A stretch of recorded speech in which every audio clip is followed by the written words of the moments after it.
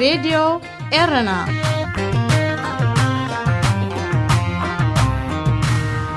بعد مسكرم مجمار برتا وقالس حزب ኤርትራ تذكرላ ላዕለዋይ መራሒ الشباب ካብ ስልጣኑ ከም ሳሌ ተገሊጹ ካብና ብእስራኤልን ሕቡራት ኢማራት ዓረብን ቀጥታዊ ናይ መጓዓዝያ በረራታት ጀሚሩ አርሳት ዜና ከተታተሉ ጸኒሕኩም ክቡራት ሰማዕትና ዝርዝራቱ ይቕጽል ባሕቲ መስከረም መበል 59 ዓመት ቃልሲ ህዝቢ ኤርትራ ኣብ ውሽጢ ሃገርን ወፃእን ተዘከራላ እዛ ዕለት ህዝቢ ኤርትራ መሰል ርእሰ ውሳኔኡ ብሕጋውን ሰላማውን መገዲ ስለ ዝሰነፍጎ ብረት ከልዕል ሰገደደላ ዕለት እያ ህዝቢ ኤርትራ ካብዛ ዕለት እዚኣ ትሒዙ ክሳብ ዕለተ ናጽነት ኣብ 1991 ኣብ ውሽጢ 30 ዓመታት ቃልሲ ዓሰርታት ኣሽሓት መስዋዕትን ስንክልናን ከፊሉ እኳ እንተኾነ ከም ባህጉ ውልቃዊ ሓርነቱን መሰረታዊ ሰብኣዊ መሰላቱን ክሕሉ ዝኽእል ዴሞክራሲያዊ ስርዓት ኣይተተኽለን በንጻሩ ቃልሲን ናጽነትን ሓርነትን ህዝቢ ኤርትራ ብውሕዳት ተጨውዩ ን30 ዓመታት ብሓደ ሰብ ዝተዓብለለ ሕሉፍ ምልካዊ ስርዓት ይቕጽል ከም ዘሎ ሓያሎ ይወቕሱ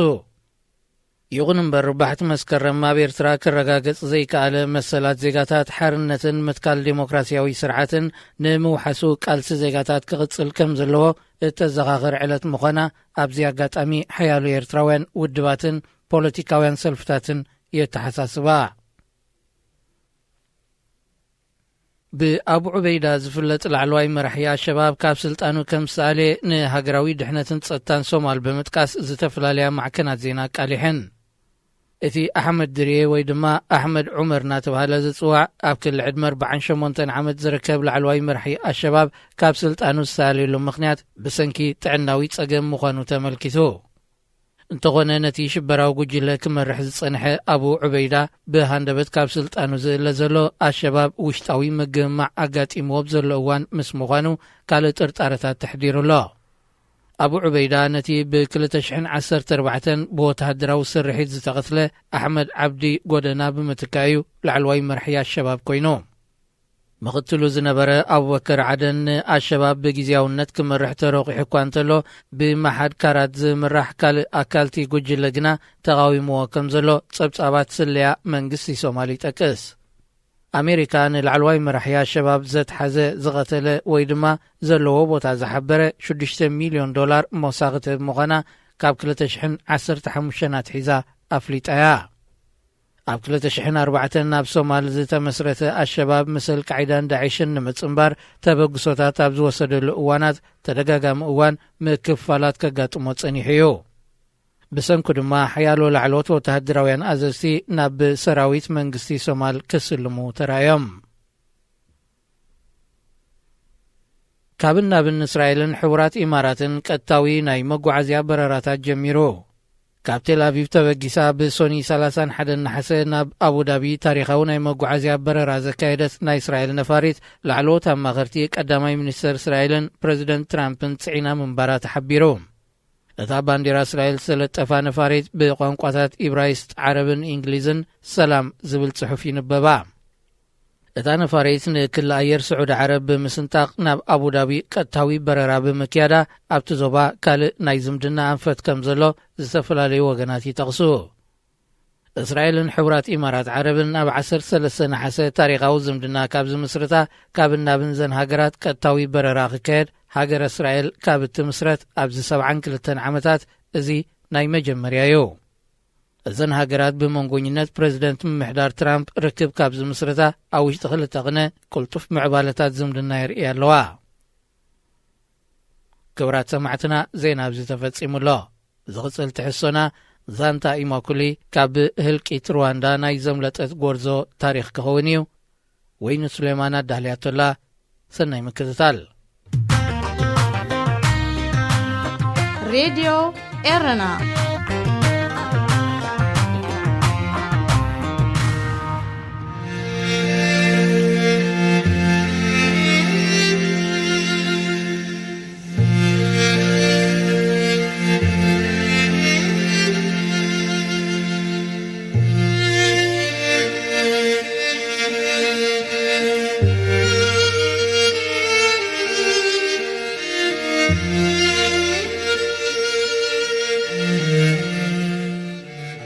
إما كلي ناي قدايات قداي كاب هلكيت رواندا ناي استرفت قوالا ستيت تاريخ صحفتي إما كلي إيلي باقيزا مس ستيف أوين ترقامي ممبر فقر الآياء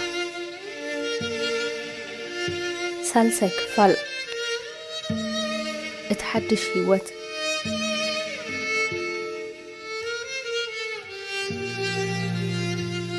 معرف عسرتي شوعتي كان زمان صنات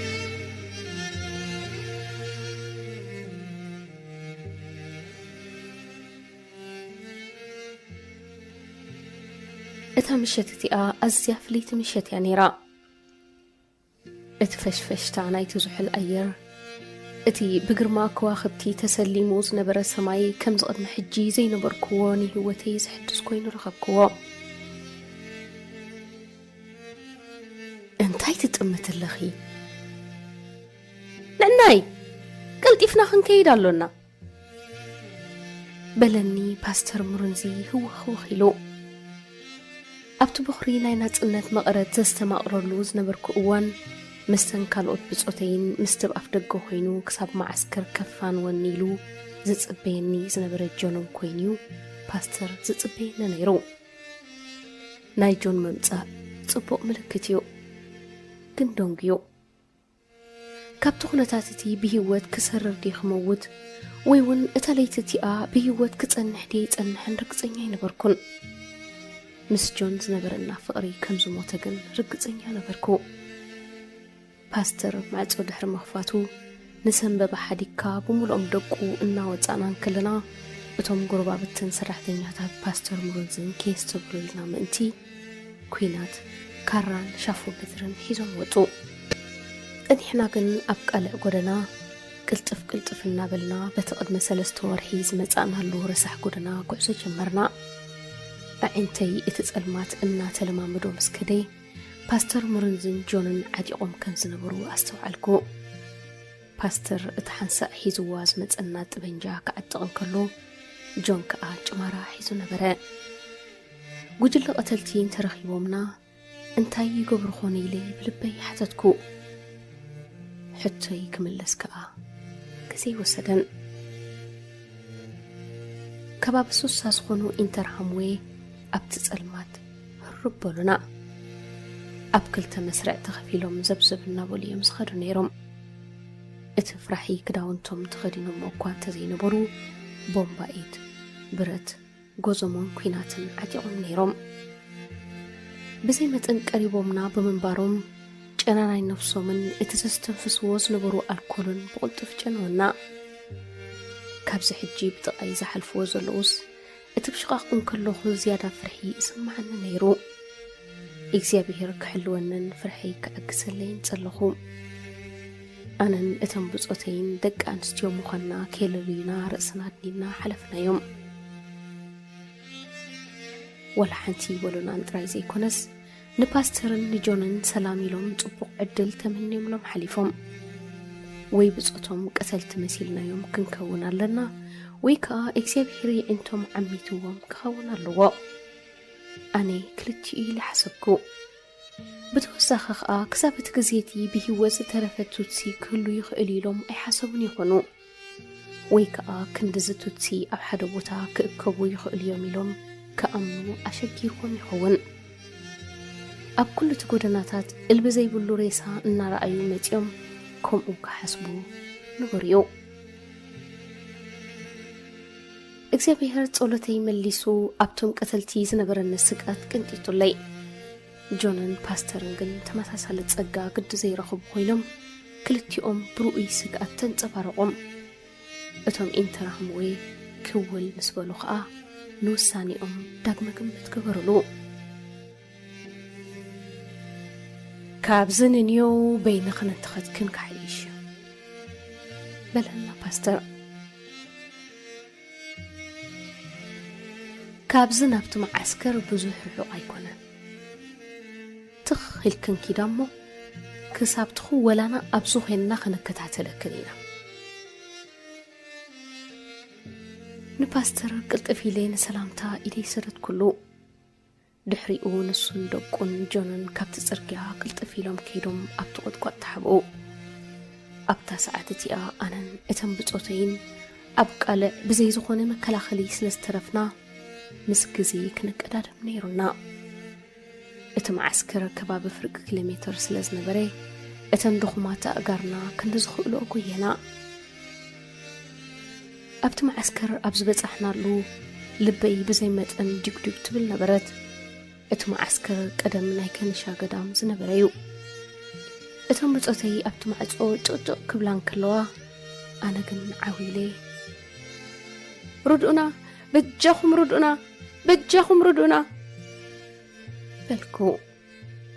ጎረረይ ናይቲ ነዊሕ እዋን ብሕሽኽሽኽ ምዝራብ ለሚዱ መጽኒሑ ኣዝዩ ላሕታትን ዘይስማዕን ምንባሩ ከይኣክል ቃንሳ ገበረለይ እተን ብጾተይ ዝኾነ ዘድሕነና ሰብ ኣብቲ ከባቢ ከምዘየለ ምሰስተውዓላ ክውጭጫ ጀመራ ድሕሪ ገለ ኻልኢታት 6-7 ወታደራት መሳርያኦም ናባና ቕኒዖም ተቐልቀሉ ነተን ብጾተይ ስቕ ክብላ ሓቢረ ነቶም ወታደራት ብቋንቋ ፈረንሰኛ እንታይነትናን ካበይ ከም ዝመጻእናን ሓበርክዎም እቶም ወታደራት ግና ስለዘይኣመኑና ብረቶም ናባና ቕኒዖም እዮም ነይሮም ኣነ ድማ ሓቀየ ኩሉ ዝበልክኹም ሓቂ እዩ ንስኹም መጺኹም ከተድሕኑና ኢና ንጽበ ነርና በልክዎም ምስንጪነተይ ሓደ ብዕድመ ካብኦም ዝነኣሴ ለጻይ ጽውግ ዝበለ ወታደር ናባና ቅርብ ኢሉ ላምፓዲና ኣብ ዓይንና ብርሃልና ቅርጺ ናይ ኣፍንጫናይ ክርእደሊ ዝኸውን ብልምዲ ሁቱ ኣፍንጮም ግፍሒሉ ቱትሲ ድማ ኣፍንጮም ቅጥን ዝበለይ ዝውሰድ ብዝኾነ ከምቲ ንሱ ዝሓሰቦ ጸኒሕና ክንከውን ኣለና ማዕጾ ኸፊቱ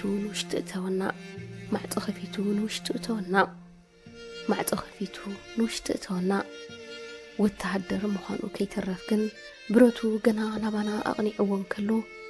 ወረቐት መንነትና ሓተተና እቶም ብጾተይ ከም ዝሰንበዳ በተናፍስእን ፈለጥክወን ምኽንያቱ ወረቐት መንነት ምስአን ኣይነበረንን እቶም ወታደራት ከይቀትልወን ከዓ ኣዝየን ሰጊአን ነበራ ናተይ ግን ብዕድል ምሳይ ስለ ዝጸንሐ ነቲ ቱትሲ ዝብል ጽሑፍ ድሕሪ ምርኣይ ብዘይ ጸገማ እተወና ንኣዋርሕ ተዓቢጡ ዝነበረ ናይ ፍርሒ ስግኣት ጭንቀትን ስምዒትን ተፈንጂሩ ወጸሞ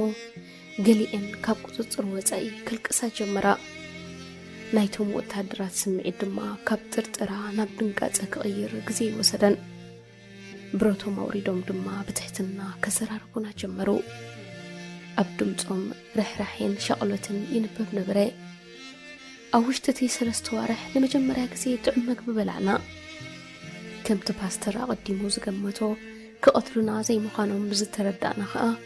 እቲ ዝሃቡና ፈርማጆ ብማይ እናቋሰና ክንሳሃሉ ጀመርና ኣጆኸን ዘስግእ የብልክነን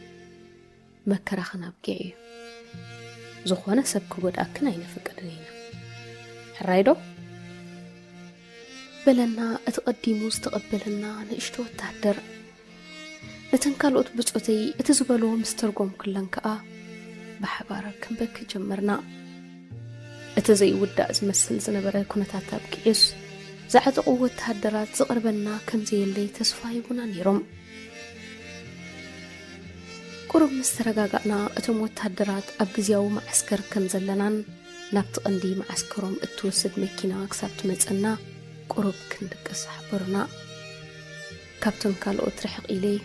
ነቲ ንነዊሕ እዋን ዝብህጎ ዝነበርኩ ብሕቲ ዊልካ ምስ ነፍስኻ ምዕላል ዕድል ስለ ዝረኸብኩ ኣብ መሬት በጢለ ባህሪ ከድንቕ ጀመርኩ እቲ ሕቖይ ዝወርኳሕኒ ዝነበረ እማን እቲ ብእዳወይ ተፀቒጠዮ ዝነበርካ ሓመድ እቲ መዓጓጉርተይ ለጊቡ ዝነበረ ቕፅልቲ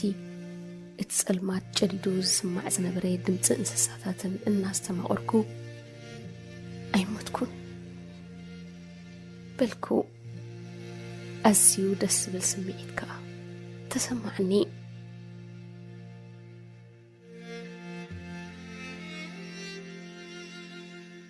ናብ ሰማይ ገጸይ ድሕሪ ምቁማተይ ከዓ ጽባቐ ናይቶም ኣብኡ ተነጺፎም ዝነበሩ ከዋኽብቲ እናተዓዘብኩ ኣብ ጥልቂ ስምዒት ኣተኹ እቶም ከዋኽብቲ ዝፈጠርዎ ብርሃን ደሚቕ ካብ መንባሩ ዝተላዕለ እቲ ዝመጻናሉ ጽርግያ ብንጹር ተራእየኒ። እቲ ንገዛና ገጹ ዝወስድ ጽርግያ እውን ንሱ እዩ። ግና ገዛለን እንተደኣ ኮይኑ እዩ። ብዛዕባ ስድራ ቤተይ ከዓ ሓሰብኩ። ኣብ ገሊኡ ተሓቢኦም ይህሉ ወይስ ናብቲ ሓደ ህይወት ተሰጋጊሮም ይኾኑ ዝብል ሕቶታት ቅጅል በለኒ። ኣቓልቦይ ከም ብሓድሽ ናብቲ ጽርግያ መለስክዎ። ኣነን ኣሕዋተይን ናብ ዝተፈላለየ ቦታታት ክንከይድ በዚ መንገዲ እዚ ንመላለስ መንባርና ዘከርኩ። ናብቲ ብንእስነትናን ከለና ንሕምሰሉ ዝነበረና ቀላይ ኬቡ ንጎ ንቤት ትምህርቲ ክንከይድ፣ ኣዕሩኽ ቤተሰብ ክንበጽሕ ወይ እውን ኣብ ክራማት ዕረፍቲ ክኸውን እንከሎ ክንዛወር። እቲ ጎደናቲ ናብ ኩሉ ኣነ ዝፈትዎ ቦታታት እዩ ዘብጽሕኒ ነይሩ። ኣበይ እሞ ኩሉ እንዶ ጨናማይ ኮይኑ ኣብቲ እዋን ቲም ዓመፅትን ከተርትን ጥራይ ከም ድላዮም ዝዕንድሩሉ ጎደና ኮይኑ ነበረ። ዝተቐየረ እንተተቐየረ ከዓ ህይወት ከም ቀደሙ ከም ዘይመለስ ተረዳእኒ። ኣዒንተይ ዓሚተይ ንእግዚኣብሔር ንሓድሽ ጉዕዞ ዝኸውን ካልእ ጎደና ከዳልወለይ ጸለኹ። ኣብቲ ጸቢብ ዓይኒ ምድሪ ከም ዘይነበርኩ ከዓ እቲ ድሮ ፍሽፍሽ ክብል ዝጸንሐ ዝሑል ንፋስ ኣቑሪርኒ ከንቀጥቅጥ ከም ዝጀመርኩ ተሰወጠኒ። ተሲኤ ቁሩብ ድሕሪ መምጥላዕ ናብተን ብጾተይ ገጸይ ተበገስኩ። እቲ ፍርሐይ ተቐንጢጡለ እዩ። ወላብቲ ጸልማት ዝነበሩ ክልተ ሰባትን ናብቶም ብጾተይ እናተመለስኩ ምስ ረገጽኩዎም እውን እንተኾነ ዘይምስምባደይ ከዓ ንኡ ኣረጋገጸለይ። ንሳቶም ዘይተጸበይዎ ኮይኑዎም በርደግ ኢሎም እዮም ተንስዮም። ሓደ ካብኣቶም ከዓ ኣይኣምንን እየ ኢማ ኩሉ ዲኽቲ ጂም ፖል በልክዎ ብህይወት ኣለኺ? እግዚኣብሔር ኣውፂኒ ንስኻ ከዓ ብህይወት ወፂኻ? እግዚኣብሔር ኣውፂኒ እንቋዕ ዝረኣና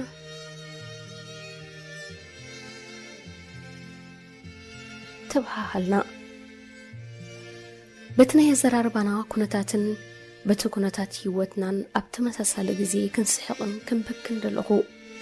ደጊሜ ዝፈልጦ ሰብ ረኺበ ምዕላለይ ከዓ ኣዝዩ ደስ በለኒ። ጂም ፖል ሓደ ካብቶም ኣዕሩኽ ኣሕዋተይ ነይሩ።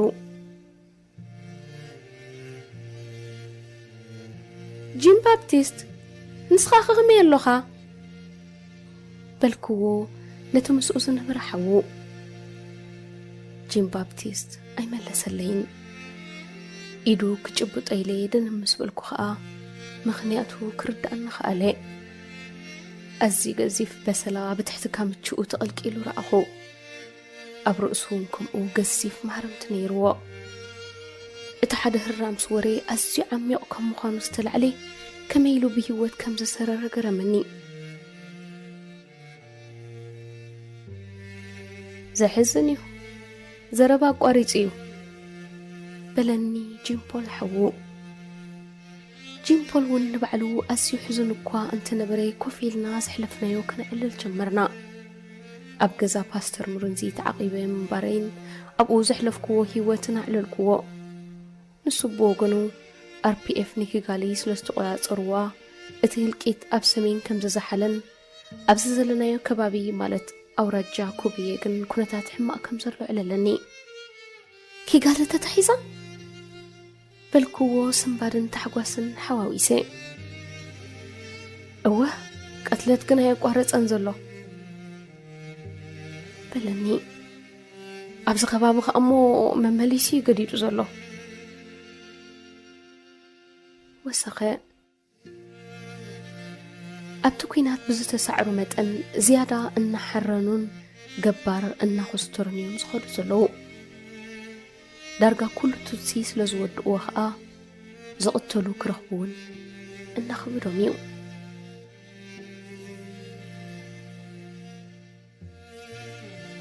ጂም ፖልን ሓውን ኣብዚ ምህላዎም ከይገረመኒ ተረፈን። ምኽንያቱ ህቱ ኮይኖም እዮም ዝስምዑን ነይሮም። ኣዝዮም ጸለምቲ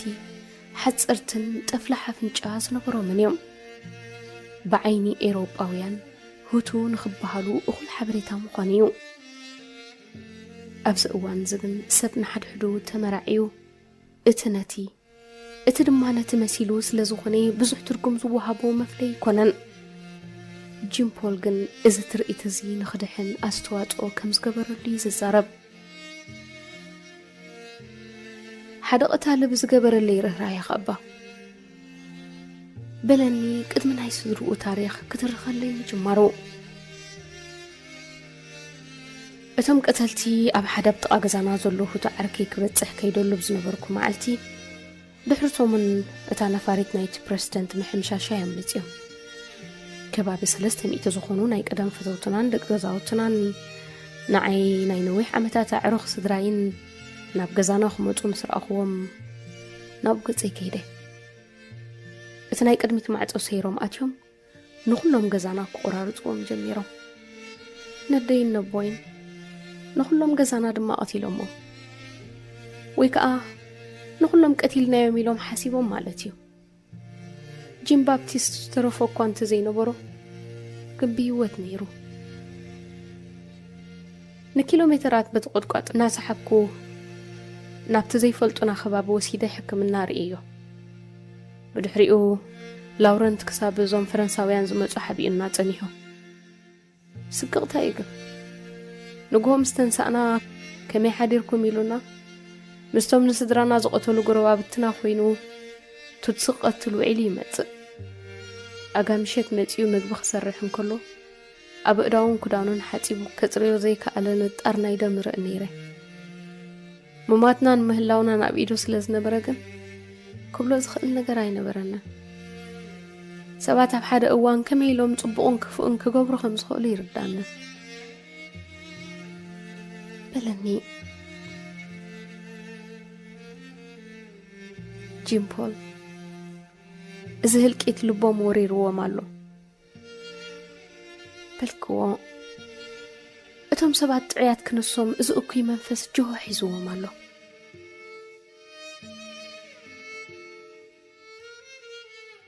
نجيم بول نسدرو أكتلي اللوم مخاني نقر كوا تاني حقا هلكيت كفتس من كله أبت خباب بمنبارو بزعبا صدراي فلت يخون يوسف الحسب متأني اتحطو قل أنا هيك فلت دلدي نقو زخون حيلي ألو نديو مماتهم الرقاقيت انت فليت ايه هيوتي كونا مننتي كملس أي كألني مالتيو مجرشت أغن نحق ايه فيت مقدامي زحيش أبزبلو سانا بتحكو جيم بول مأنت كحب قالي كيفتن صدرا بيتي مماتهم أقدمي كم زفلت كوين أقربكو كاب جباي اتابو يزهبني مقصر ياوتي اكزابير حيلو كبنت اللخو جيم بول بالكوا نبوي كم زقتل وفلتي أقتاتل أغنى يفلت كنمو تفلت انتخون كان قرن قدا أها هو لاورنت قتلوان كلو بعينو رئوامي نبخي يابكو بيه يمقتلومو قالاتو لك كم كوينات وقعني أقداوي أبعينتي أمبيري نبعتي كحب فتنكو أبوخي حدوي كلتا معالت دحر ولدي مقتالو ميتقتلو جيم بول قتله كم زمسلني ميازيا 14 نابت مسلينا خيدو أبت ستاديوم نمعالتات مقبو زي بلعو سبات سلزلو مقبو سردلو ميلوه عبقي قافتيمو أي بوي معري نمنتاي خاخصاب كندو زقري نمنتاي كي خاخصاب كندو زعشيغا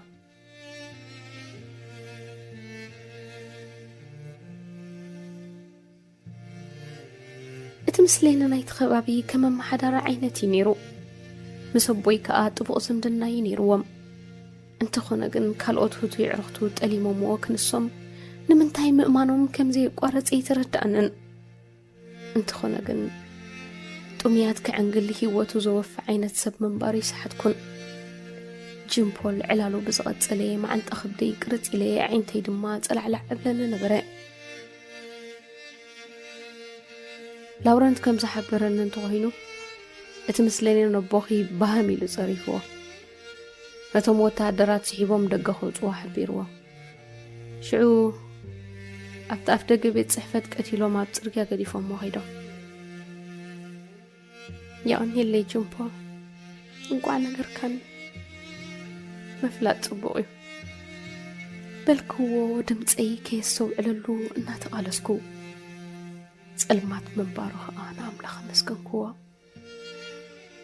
ኣደይከ ንሳውን ከም ዝተቐትለ ትፈልጥ እየ ግን እቲ ኩነታት ብዝርዝር ኣይፈልጦኒ ሮስ ኣብ መንጎ ኾለፈኒ ካብተን መጀመርታ ኣብ ከባቢና ዝተቐትለያ ነይራ ቅድሚ ቦኺ ቅድሚ ገለ መዓልታት ምዃኑ እዩ ከም ዝመስለኒ ላውረንት ኣብ ቀትለታት ተሳቲፉ እዩ ምኽንያቱ ኩሉ ተዘጋጠመ ይፈልጦ እዩ ብዝኾነ ኣብ ጎረቤት ናይ ዓባይ ክዝነበረ ዛሬባ ተሓቢኣ ነይራ ኣብቲ ከባቢ ሓደ መንእሰይ ቀቲሎሞ ነይሮም ኣዴኽ እቲ ድምፂኣውያት ምስ ሰምዐት ድምፂ ናይ ዳማሰን ሓወኽ መሲልዋ ወደይ ኣይተቕተሉለይ ዳማሰን ወደይ ኣይተቕተሉለይ እናበለት እናጎየየት መፅያቱ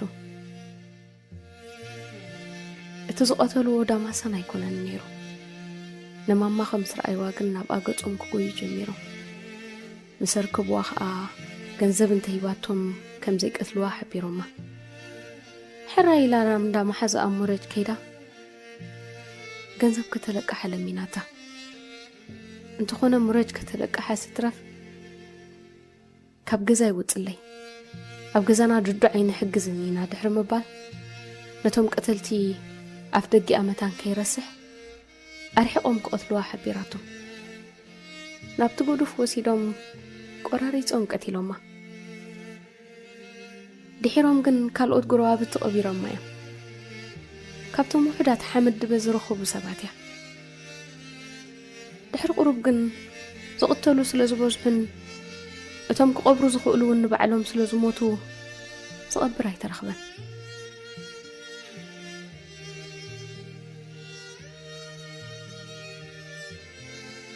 ነፍስ ወከፍ ዘውፅኦ ዝነበረ ቃላት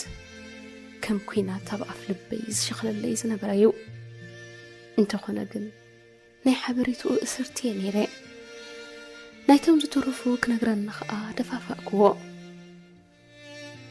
ብዛዕባ ቪያና ሓወይከ እንታይ ዳሃይ ኣሎካ እታ ምሸት ካብ ገዛ ፓስተር ሙርንዚ ዘፋንኽዎ ዘኪረ ኸዓ ናይ ሕልና ወቐሳ ተሰማዕኒ ቪያና ምስ ኣጎስቲኖ ዓርኩ ኣብቲ ስታድዮም ብሓባር እዮም ተቐቲሎም ኣብቲ ስታድዮም ኣሽሓት ሰባት ተኣኪቦም ነይሮም ብምልኦም ድማ ደምሲሶሞም እዮም መጀመርታ ብትርሽ ገይሮም ምስ ኮስተርዎ ጸኒሖም ከዓ ቡምባኢድ ክድርብዩ ኢሎም ጀሚሮም ዝኾነ ካብኡ ብሂወት ዝወፀ ሰብ ዘሎ ይመስለንን ነፍሰይ አንቀጥቂጡ እቲ ኣብ ነብሩ ኩነታት ብኸምኡ እነስተንፍሶ ኦክሲጅን ደልየሰንክዎ ትንፋሰይ ኣኻኺቤ ናይ ዘለኒ ተጸሚሜ ብዛዕባ ዳማሰን ሓወይ ክሓቱ ፍትንኩ ስሙ ክጽውዕ ግን ኣይከኣልኩን ኣብ ገለ ቦታ ተሓቢኡ ዘሎ ብሂወት ኣሎ ኣብ ዝብል እምነተይ ጸናዕኩ መወዳእትኡ ግን ሓተትኩ ወድኣ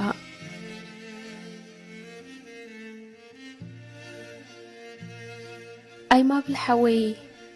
ኣብ ሰኔጋል እዩ ዘሎ ወላ ሓንቲ ኸ ኣይፈልጥን እዩ ደብዳቤ ኸይሰደሉ ኸዓ ኣድራሻ የብለይን ንዓርኪ ዳማሰን ቦን ሕተት እዮ ናይ ዳማሰን ንብረትን ወረቓቕትን ኩሉ ምስ እዩ ዘሎ ምስ እዩ ነይሩ ብኸመይ ደኣ ንብረት ዳማሰን ሓወይ ሒዝዎ ልበይ ዲግ እናበለት ንሓው ኸንስዮ ሓቢእዎ ነይሩ ዳማሰን ንዛይር ማለት ንዲሞክራሲያዊት ሪፐብሊክ ኮንጎ ምስተበገሰ كل نبرته مسوي قديفو خيدو حجقن أقاتيلو وإزخون حاو 5 أطلق تسلل دلينيرو اتنا مجرش تعزبلن قالات كم تقيت ناوشت أي بسي أن أطواء ويدا ما سنحوي نسخاوندو قديف كاني تنسي أي قلسو قمت الدحر مخاد سندل دليل ودقكو قد أي أمري تلاقي بي بتبلكو داقي ميك تسأك أيضا لخون نبعتي أبتمريت الناس نكو أخيلو كساب سترفني تنخنخكو جيم بول أبكوني كوينو رأسي دقيفو حمد كاب قد أي نانقفي كسانا عن فتني انتو خنقن أقداو كاب نفسي الكسكوا بجاها جيم بول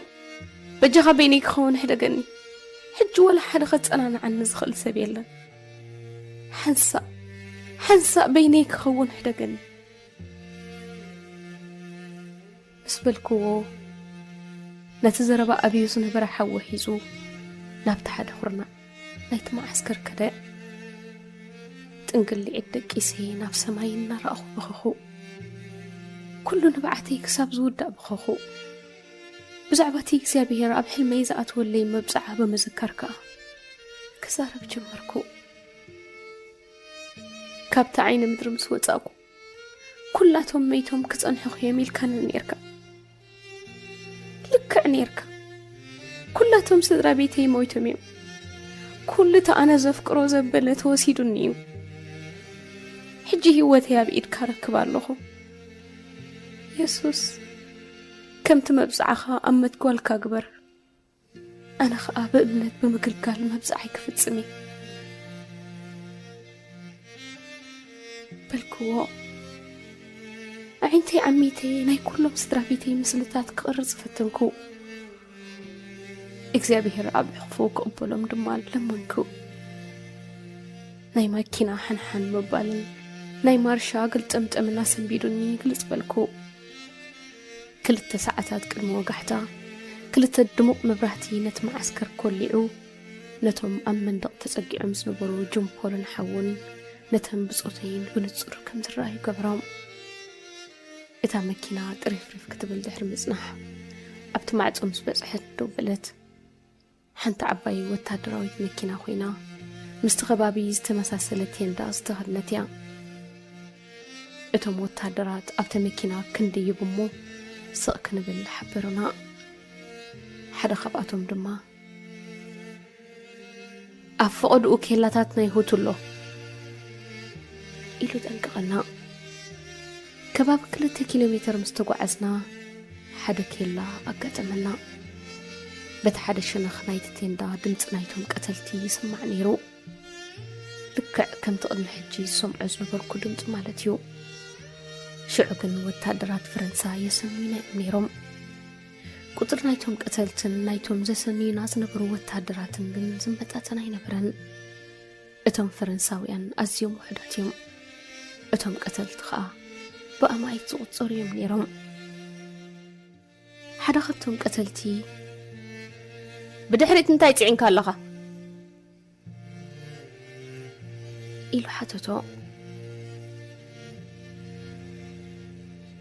نتوم كابكي قال تفانق إلهم زموت أسددتنياتات هوتو زخون مقبن ماينيو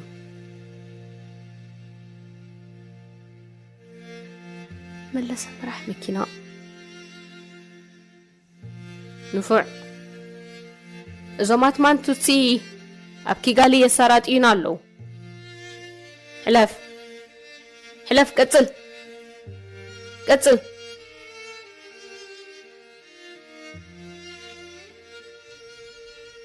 اتمرح مكينا كبيد مارشاي اتيو تبكسي كم النابلي نابت زفوخسي قنكا قلت افسخونا مارشاتات النقيري كحنا جمري قوسنا قتلنا اتبله زخونا ملسي نايت مرح مكينا كيد نقوي ترفكن رأس كتما رواندا زخونت كيغالي RPF سلازحزوا 10 شحات علي توتو ندوب بقصهم يخدو نيروميم حما عدل كوينو مبزحتو أمتهم حزبي ناب أوراجا كوبيي مزقو منباروميو قليهم بغلاي كيفو جيروم ناب قربيت هاجر كساقمو قليهم دما أبو كأمتو مالتيو بزحات كابتوم زهد موز نبرو اتوق زسكو سدرا بيتاتيوم نيروم مسأتهم كأ بزحات نا انترهمو أبلات تحويسهم متيوم أبو زعسكرو نيروم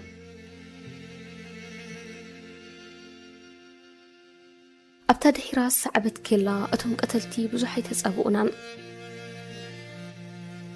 فرنساويان أحواتنا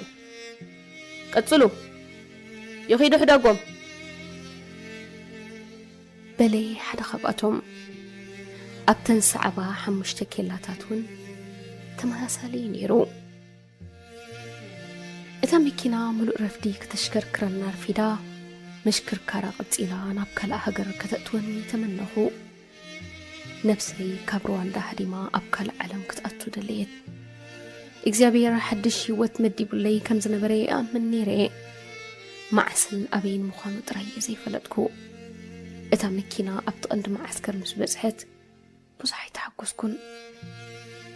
هو ناس أخوين ناينا جنا أما أكل رواندا أما أكل سقاتن فرحانين نيرنا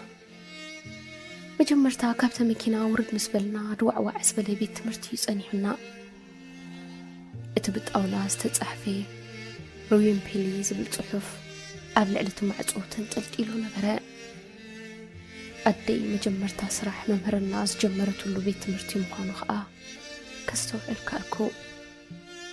حزن ورر النمو كابتن كالوت بصتي رحق إلي مس أملاخ كألل جمركو كويتا نمنتي أبس خمسة مزاكاني فلتي نسدرا بيتي كحسن اللوم كم زقبا أنوني فلتي حجنا المؤسخون حيلي باللي أي كإلن يا كويتا بتجاغا حيل خابني اتنتن كقبرسي بيوات كتأنح كخيلها اللوني تحرق لدقايق كأه نبتخالو اتنبرو كمن سنس خيل حيلي يرخبكمو فشخ النابلكو تملسكو أبد دايز نبري كتر بحكنا يسرح تزبلني حدا خفلي مخا مدري بيتو بقبو زي تسرحيت بيت مرتي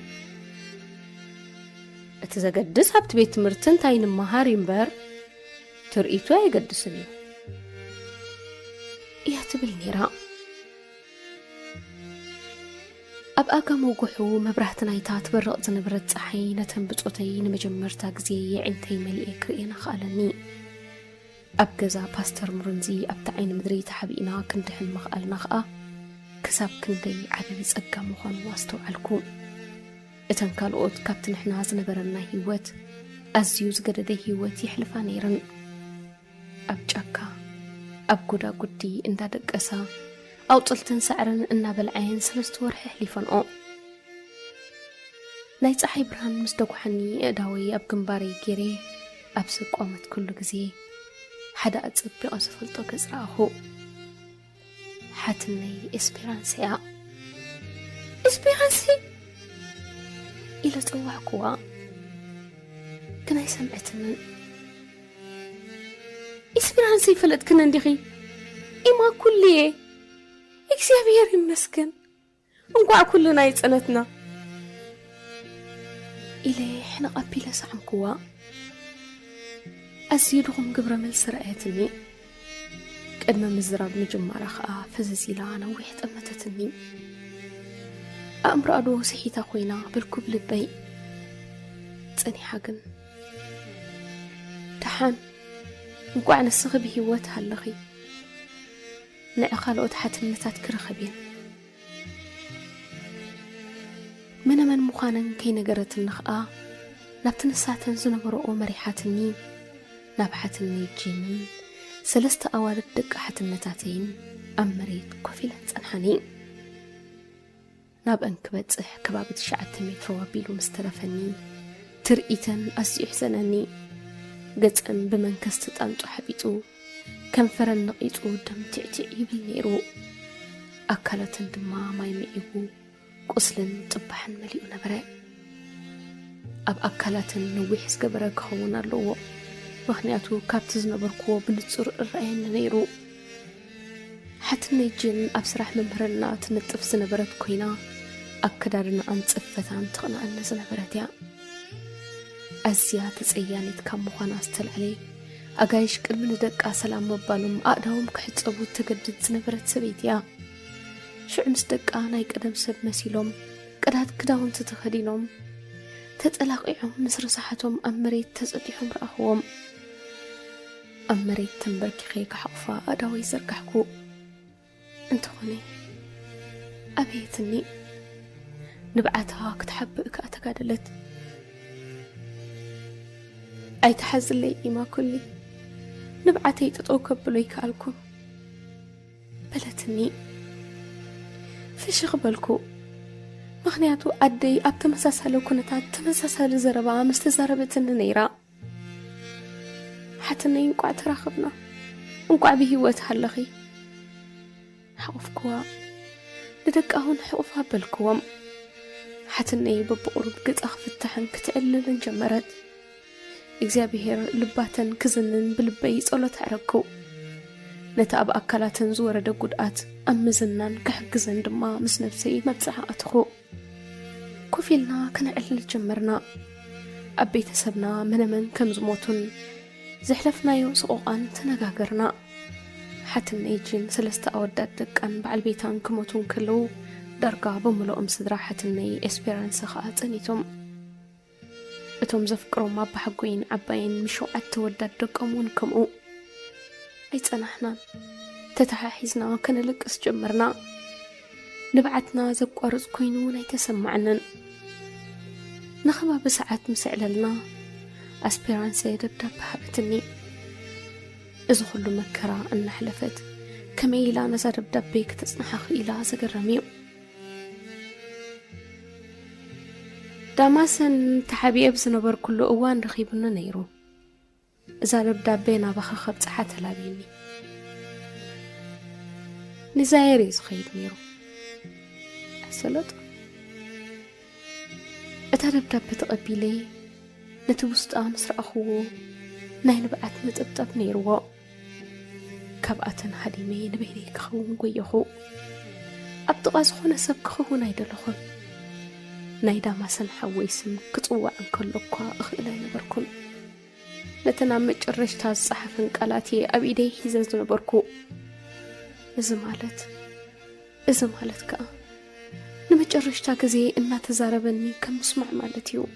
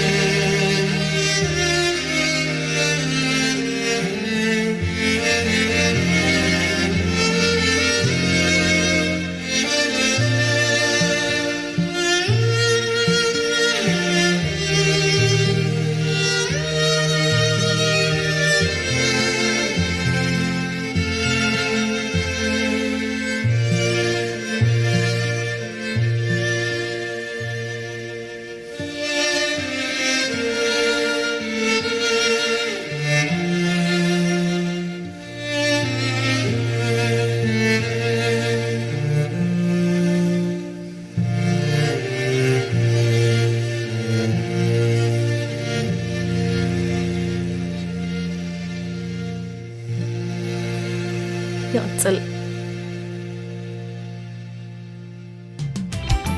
راديو إيرنا ناتا دمسي إرتراويان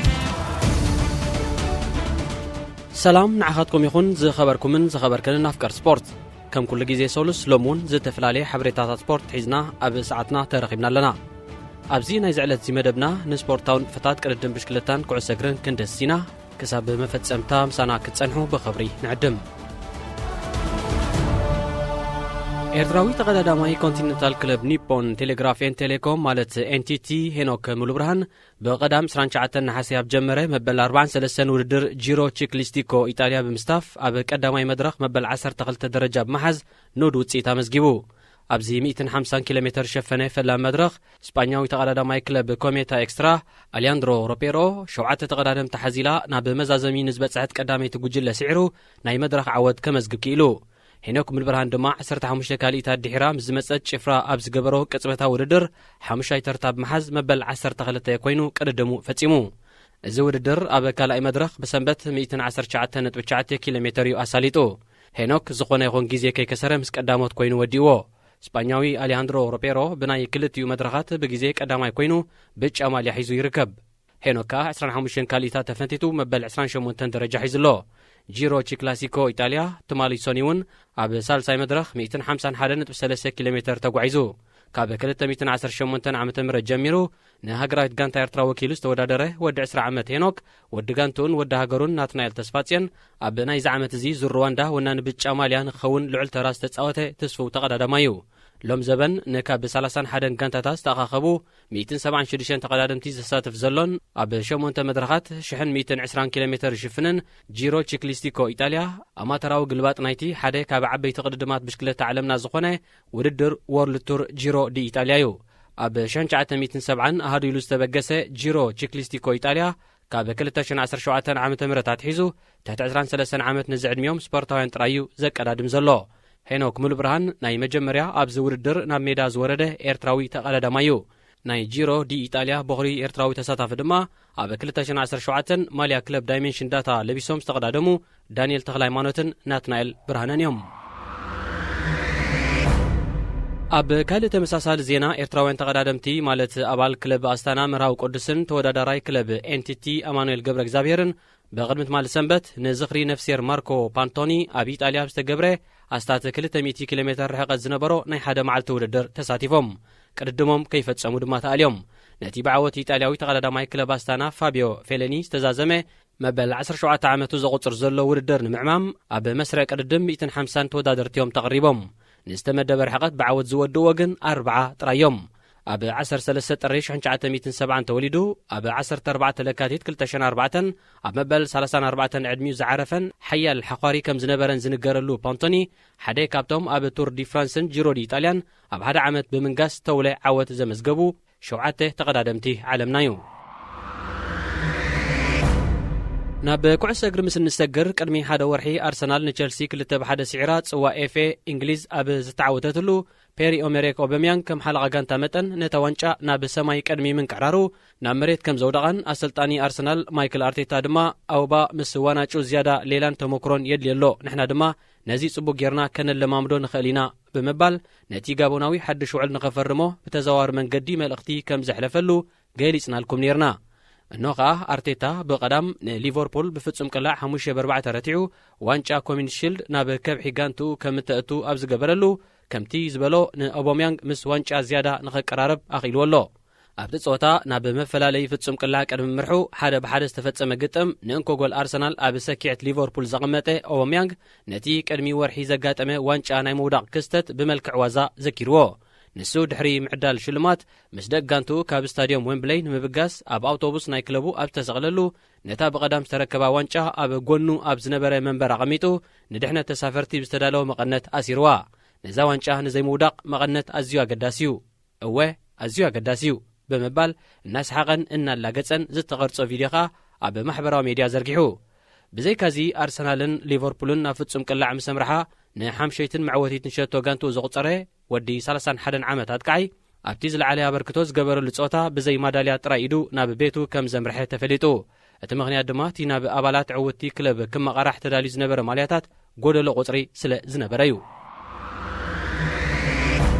ن10 ዓመታት ምስ ባርሴሎና ተቆሪኑ ጸንሐ ኮኸብ ኣርጀንቲናዊ ኣጥቃዓይ ሊዮኔል ሜሲ ምስ ኣካል ህይወቱ ኮይና ጸንሐት ክለብ ባርሳ ክፋታሕ ከም ዝወሰነን ነታ ጋንታ ኸኣ ድሌቱ ብፋክስ ከም ዘፍለጣን እታ ጋንታ ድማ ውዕሉ ስለ ዘይወደ ጠንጢንዋ ንክኸይድ ከም ዘይትፈቅድን ብሰፊሑ ክንገር ዝጸንሐ ዛዕባ እዩ ንልዕሊ ሓደ ሰሙን ድማ ንማዕከና ዜና ስፖርት ዓለም ብሒትዎ ይርከብ ሜሲ ግን ብኸመይ መንገዲ ፈለማ ናብ ባርሳ መጺኡ ኣፍልጦ ኣለኩም ዶ እምበር ነቶም ሓበሬታት ጸንሐኩም ንመዘኻኸሪ ነቶም ዘይጸንሐኩም ከ ንኣፍልጦ ክኾነኩም ጆባእ ክንብለኩም። ሊዮኔል ሜሲ 4 ውሉዳት ካብ ዘፍሬት ስድራ ጆርጅ ሜሲ ብ24 መስከረም 1987 ዓ.ም እዩ ኣብ ከተማ ሮዛሪዮ ኣርጀንቲና ተወሊዱ። ኣቦኡ ኣካያዲ ስራሕ ናይ ሓንቲ ተንዲኖ ተፍሪ ፋብሪካ ዝነበረ ኮይኑ ኣዲኡኻ ኣብ ትካል መፍረ ካላሜታ ማለት ማግኔት ተሽቅል ነበረት። ሜሲ ካብዞም ምስ ኩዕሶ እግሪ ጥቡቕ ዝምድና ዝነበሮም ስድራ ቤት ብምውላዱ ካብ እግሪ ተኽሉ ትሒዙ ምስ ኩዕሶ ክላለን ምስ ክልተ ዓበይቲ ኣሕዋቱን ደቂ ሓቡኡ ዝበፅሕዎን ኣጥቃዓይ ፓራጓይት ክለብ ሪቢዩኒ ማክሲ ቢዮችኒ ከምኡውን ኣከፋፋሊ ስጳኛዊት ክለብ ጊዮን ዝነበረ ኢማኑኤል ቢዮችኒን እናተፃወተ ክዓቢ ደጊፍዎ እዩ። ነዚ ዕድሚኡ 4 ምስ መለአ ብወላዲኡ ትዕለም ዝነበረት ግራንዶሊ ዝተባሃለት ናይ ገዛውቲ ጋንታ ዝተሓቑፈ ሜሲ ብዝያዳ ፍቕሪ ኩዕሶ እግሪ ንኽሓድሮ ዝገበረቶ ግና ናብ ልምምድን ግጥማትን ናሰንያቶ ትኸይ ዝነበረት ሴላ ዝተባሃለት ዓባይ እያ። እዚ 6 ግዜ ሽልማት ባሎን ዶር ብምውናን ክብረ ወሰን ጨቢጡ ዘሎ ተጻዋታይ ወትሩ ጎል ምስ ኣቑፀረ ክልተ መመልከቲቶ እዳውን ክሳዱን ናብ ሰማይ ብምንቅዕራር ሓጎሱ ዝጽምብል እምበር ነዛ ወዲ 11 ዓመት እንከሎ ብሞት ዝተፈልየቶ ዓባዩ ሞሳ ንምሃብ እዩ። ሊዮኔል ሜሲ ገና ወዲ 6 ዓመት እንከሎ ምስታ ክሳብ ሕጂ ዝድግፋ ዘሎ ኔዌል ኦልድ ቦይስ ዝተባለት ኣብ ከተምኡ ትርከብ ክለብ ተጸንበረ።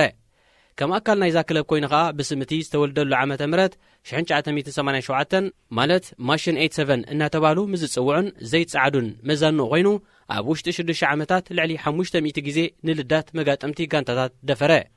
ኣባላት ማሽን 87 እታ ሓቂፋቶም ዝነበረት ዓባይ ክለብ ኔዌል ኦልድ ቦይስ ኣብ ሜዳ ግጥማታ ኣብ ተካይደሉ ዝነበረት እዋን እውን ኣብ ግዜ ዕረፍቲ ብዝተፈላለየ ፍሉይ ጥበባትን ቴክኒካትን ኩዕሶ እግሪ ንተዓዘብቲ የዘናግዑ ነበሩ። ኩነታት ሜሲ ከም ዝተጠቐሰ ጽቡቕ እናሃለወ እንከሎ ኣብ መበል 10 ዕድሚኡ ዋሕዲ ሰማቶትሮፒን ዝተባሃለ ንዕቤት ዝሕግዝ ሆርሞን ከም ዘለዎ ተነጸረ። ዋሕዲ ናይዚ ሆርሞን እዚ ድማ ቁመቱ ከም ካልኦት መዛኑ ከምቲ ዝድለ ንኸይነውሕ ከም ዝዓንቀጾን ፕሮፌሽናል ተጻዋታይ ናይ ምዃን ዕድሉ ኣብ ሓደጋ ከም ዝእተዎን ተረጋገጸ። ወላዲኡ ነዚ ዋሕዲ ንምፍዋስ ብመንገዲ ኣቐዲሙ ዝኣተዎ ናይ ሕክምና መድሕን ገይሩ ነቲ ወርሓዊ $1,000 ዘውፅእ ሕክምና ን2 ዓመታት ኣሰላሰሎ። እታ ጠርኒፋቶ ዝነበረት ክለብ ኔዌል ኦልድ ቦይስ እውን ንገለ ወጻኢታት ናይ ሕክምኑ ክሽፍነሉ ቃል ኣትያ እኳ እንተነበረት ድሒራ ግን ኣንሰሓበት። ማእከላ ኣብ ከተማ ቦነስ ኤረስ ዝገበረት ኣርጀንቲናዊት ዓባይ ክለብ ሪቨር ፕሌት እውን ንሜሲ ካብ ሕቑፊ ክለብ ኒው ኦልድ ቦይስ ክትምንዝዖ ተሊማ እኳ እንተነበረት ንሳ እውን በቲ ኣብቲ እዋን እቲ ኣብታ ሃገር ኣጓኒፉ ዝነበረ ቁጠባዊ ቅልውላው ተጸልያ ስለ ዝነበረት ንወጻኢታት ሕክምና ሜሲ ክትክእል ፈቓደኛ ኣይነበረትን። ኣብ ውሽጢ ሃገር ተስፋ ዝሰኣኑ ወለዲ ናይዚ ንብራዚላዊ ሮናልዶ እናድነቐ ዝዓበየ ቆልዓ ውላዶም ምስ ክለብ ባርሰሎና ፈተነታት ንኸካይድ ዕድል ኣጣጥሕሉ። ኣብ እስጳኛ ዝመደበሩ ሆራቺዮ ጋጊዮሊ ዝተባሃለ ወኪል ተጻዋቲ ኩዕሶ እግሪ ካብ 1998 ኣትሒዙ ኣብ ኣርጀንቲና ካብ ዝርከቡ ናይ ስራሕ መሻርክቱ ንሜሲ ብዝምልከት ዝተፈላለየ ሓበሬታታት ይበጽሑ ነይሩ። እቲ ዝመጽ ዝነበረ ሓበሬታታት ከዓ ኣዝዩ ፍሉይ ጥበብን ክእለትን ኩዕሶ እግሪ ዝውንን ተኣምራታዊ ቆልዓ ስለ ዘሎ ሃየ ከየምልጠካ ዝብል ነበረ። ጋጊዮሊ ነቲ ናይ ሽዑ ፍጻሜ ኣመልኪቱ ክዛረብ እንከሎ ስድራ ሜሲ ኣነ ኣብ ባርሰሎና ይቕመጥ ስለ ዝነበርኩ ወዶም ኣብታ ከተማ ፈተነ ንኸካይድ እዮም ደልዮም፣ ኣነ ድማ ብስራሕ ምኽንያት ናብ ከተማ ማድሪድ ይኸይድ ስለ ዝነበርኩ ኣበየነይተን ከተማ መዕለብየይ ከም ዝኸውን ክሳብ ዝፈለጥ ቁሩብ ግዜ ንኸቡኒ ነቶም መሻሪኽተይ ሓቢረዮም። ድሓር ንኹሉ ነገር መስርዑ ኣትሒዘ ናብ ከተማ ባርሰሎና ንኽመጹ ሓቢረዮም። ኣብ ወርሒ መስከረም 2000 ዓ.ም ንሜሲን ኣቦኡን ንኽቕበሎም ኣብ ማዕርፎ ነፈርቲ ምስ ተረኸብኩ ንቁመትን ቁንጹብን ኣካላት ሜሲ ርኤ እዋይ መሳርሕተይ ይዕሸሙኒ በልኩ። እንተኾነ ግን ንጽባሒቱ ንሜሲ ህፃናት ህፃናት ለን ክለብ ባርሳ ኣብ ዝገበርዎ ጾታ ምስ ተዓዘብናዮ ኩላትና በግራሞት ኣፍና ሒዝና ይብል። ኣብ ፈለማ መዓልቲ ብምኽንያት መገሻ ንሜሲ ክርኢ ዘይከኣለ ካብ ተጻዋታያት ሒዙ ኣብ ዝተፈላለየ ጽፍሒ ክለብ ባርሳ ን44 ዓመታት ዝዓየን ኣብቲ እዋን እቲ ድማ ንልሙዳት ተጻወቲ ዝሓዘለት ቀንዲ ጋንታ ባርሳ ከም ዳይሬክተር ኮይኑ ዝመርሕ ዝነበረ ካርለስ ሬዛቕ ጸወታ ናይቲ ኣርጀንቲናዊ ን10 ደቓይቕ ምስ ተዓዘበ ሜዳ ሓዲጉ ኸደ። ወላዲ ሜሲን ወኪላቱን ድማ ሬዛቕ ብጸወታ ሜሲ ዘይዓገበ መሰሎም። ይኹን እምበር እቲ ክስተት በንጻርዩ ነይሩ። ንሱ ብጥበብ ሜሲ ኣመና ተመሲጡ ንባርሳ ኣዝዩ ዘገድስ እዩ ኢሉ ስለ ዝሓሰበን ብቕጽበት ንኽፈርሞ ስለ ዝወሰነን ኣብቲ ሜዳ ተወሳኺ ግዜ ምጥፋእ ኣድላይ ኮይኑ ኣይተራእዮን። ይኹን እምበር ምስ ምኽዳዕ ሉዊስ ፊጎ ናብ ሪያል ማድሪድን ምስ ምምራጽ ሓድሽ ፕረዚደንት ክለብ ጆን ጋስፖርትን ኣብ ዘይርጉእ ኩነታት ዝነበረት ባርሰሎና ካልእ ዝውጥጥ ዓበይቲ ጉዳያት ስለ ዝነበራ ቦርድ ዳይሬክተራት ክለብ ንሜሲ ብውዕል ንምእሳር ተወሳወሱ። በተወሳኺ እውን ኣብቲ እዋነቲ ንሓደ ካብ ኣዝዩ ርሑቕ ሃገር ዝመፀን ኣብ ቀጻሊ ከድምዕ ድዩ ዘይከድምዕ ዘይተፈልጠን ወዲ 13 ዓመት ቆልዓ ዘይተኣደነ ወጻኢታት ከተውጻሉ ንቡር ኣይነበረን። ምኽንያቱ እታ ጋንታ ነቲ ሜሲ መዓልታዊ ኣብ እግሩ ከውግኦ ዝነበሮ ፍወሳ ወርሓዊ $1,000 ከምኡውን ንወላዲኡ ስራሕ ክትረኽበሉን ኣብ ነፍሲ ወከፍ ወርሕኻ $40,000 ክትከፍሎን ነይርዎ። ስለ ዝኾነ ሬዛቕ ንጉዳይ ሜሲ ኣብ መዕለቢ ከየብፅሐ ኩነታት ጋንትኡ ምስ ተረጋግአ ውዕል ክገብረሎም ምዃኑ ቃል ብምእታው ንሜሲን ወላዲኡን ናብ ኣርጀንቲና ኣፋነዎም። ስድራ ጆርጅ ሜሲ ካብ ወርሒ መስከረም ክሳብ ታሕሳስ ካብ ሬዛቕ ይኹን ባርሰሎና ዝኾነ ይኹን ጭቡጥ መልሲ ከይሰምዑ ጸንሑ። ብድሕሪ እዚ ነቶም ምስ ክለብ ባርሰሎና ከም ወከልቲ ኮይኖም ዘራኸብዎም ሆራቺዮ ጋግሊዮን ማርያ ሚንግዌልን ብመወዳእታ ዘይብሉ ትጽቢት ዓቕሎም ከም ተጸንቀቐ ሓበርዎም። እቶም ክልተ ወከልቲ ብወገኖም ን14 ታሕሳስ 2000 ንሬዛቕ ኣብ ክለብ ቴኒስ ፖምፔያ ቆጸርዎ። ብሓባር ምሳሕ ምስ በልዑ ኸኣ ንጉዳይ ሜሲ ብወግዓዊ ፌርማ መዕለቢ ክገብረሉ እንተዘይኮይኑ ግን ነቲ ኣርጀንቲናዊ ናብ ክለብ ሪያል ማድሪድ ክወስድዎ ምዃኖም ተሪር መጠንቀቕታ ሃብዎ። በዚ መጠንቀቕታ ከቢድ ስጋት ዘሕደረ ሬዛቕ ተቐላጢፉ ወረቐት ንኽረክብ ኣእዳዉ ናብ ጅቦታቱ ለኣኸ። ካብ ጅቡኡ ወረቐት ንምምዛዝ ዘካየዶ ፈተነ ዘይተዓወተ ሬዛቕ ንኣሳሳይ ናይቲ ቤት መግቢ ሶፍት ማለት ናፕኪን ንኽህቦ ተማሕፀኖ። ኣብ ሶፍት ኸኣ ኣነ ካርለስ ሬዛቕ ሆራቺዮ ጋግሊዮን ማርያ ሚግዌልን ኣብ ዘለውሉ ዋላ እኳ አንጻርዚ ዘካይዶ ዘለኹ ውዕል ኣብ ቦርድና ተጸራሪ ርእቶታት እንተሎ ብዘለኒ መዝነት ተጠቒመ ዝተራዳዳእናሎም ኩሎም ረቋሒታት እንተደኣ ተማሊኡሎም ንሊዮኔል ሜሲ ንምፍራም ይሰማማዕ ኣለኹ ዝብል ጽሑፍ ኣስፈረሉ። ብድሕሪዚ ኣብቲ ውዕል ሰለስቲኦም ክታሞም ኣንቢሮም ምስ ተፈላለዩ ንጽባሒቱ ኣብ ሕጋዊ ኣገልግሎታት እናትዮ ተረኺቦም ነቲ ስምምዕ ሕጋውነት ኣልበስዎ። ካርለስ ሬዛቕ ኣብ ልዕሊ 400 ግጥማት ክለብ ባርሰሎና ተሰሊፉ ተጻዊቱ እዩ። ብደገፍታ ጋንታ ዝያዳ ክብሪ ዝውሃቦ ግን በዛ ታሪኻዊት ዕለት ኣብዛ ታሪኻዊት ሶፍት ብዝፈጸሞ ታሪኻዊ ስምምዕ እዩ። እዛ ሰነድ እዚኣ ኣብዚ ግዜ እዚ ነባርነቱ ኣብ ኣንዶራ ምስ ዝኾነን ኣካለት ውዕል ዝነበረን ሆራቺዮ ጋጊዮሊ ክትብልን ከላ ብዙሓት ወገናት ኣብ ኢዶም ንኽእትውዋ ብሚልዮናት ዝቝጸር ገንዘብ ንክኸፍሉ ሕቶታት የቕረቡ እዮም። ንሱ ግን ነታ ኣብ ባንክ ክሬዲት ኣንዶራ ዓቂብዋ ዘሎ ሰነድ ኣብ መወዳእታ ንቤተ መዘክር ክለብ ባርሰሎና ከረክባ ምዃኑ እዩ ቃል ኣትዩ ዘሎ። ብድሕሪ ዝስምምዕ ካብ ኣርጀንቲና ናብ ስጳኛ ዘቕንዕ ሜሲ ካብ ኣደ ክለቡ ኔዌል ኦልድ ቦይስ ተቃውሞ ስለ ዝመጾ ኣብ ፈለማ ኣብ ምዱብ ፀወታታት ከይተሰለፈ ምሕዝነታዊ ግጥማት ጥራይ እናካየደ ተጓዕዘ። እዚ ኸኣ ነቲ ኣብ ቁልዕነቱ ናብ ዘይፈልጦ ዓዲ ዝመጸ ሜሲ ምስ ደቂ ጋንቱን ባህልቲ ሃገርን ብግቡእ ንኸይለማመድን ከይላለን ብድሆ ኾኖ። ኣብ ርእሲ እዚ ወላዲቱ ኩቺቲኒ ምስ ክልተ ኣሕዋቱን ማርያ ትበሃል ንእሽተይ ሓፍቱን ንዕኡን ነቡኡን ሓዲጋቶም ናብ ሮዛሪዮ ብምምላሳ ሊዮ ብክቱር ናፍቆ ስድራ ቤቱን መታዓቢቱን ክሕመስ ተቐሰበ። ኣብ ሊግ ካታሎንያ ጥራይ ተሓፂሩ ዝነበረ ሜሲ ኣብ ለካቲት 2002 ዝከታተልዎ ዝነበረ ሕክምና ብዓወት ፈጺሙ ኣብ መወዳእቱ ኣብ ፌደሬሽን ኩዕሶ እግሪ ስጳኛ ንኸመዝገብ ከኣለ። ብድሕሪ እዚ ኸኣ ኣብ ቅድሚኡ ዝነበረ ኩሉ መሰናኸላት ስለ ዝተኣልየሉ ኣብ ልሙፅ መንገዲ ክኸይድ ጀመረ። ኣብ ቤት ትምህርቲ ኩዕሶ እግሪ ባርሰሎና ማለት ላማስያ ምስ ከም በዓል ሴስክ ፋብሪጋስን ጀራርድ ፒኩን ኮይኑ ትምህርቱ ዝተኸታተለ ሊዮ ኣብ ዝቐጸለ ዓመታት ኣብታ ብቤቢ ድሪም ቲም እትፍለጥ ኣብ ታሪክ ኩዕሶ እግሪ ባርሰሎና መወዳደርቲ ዘይተረኽባ ጋንታ ነገሰ።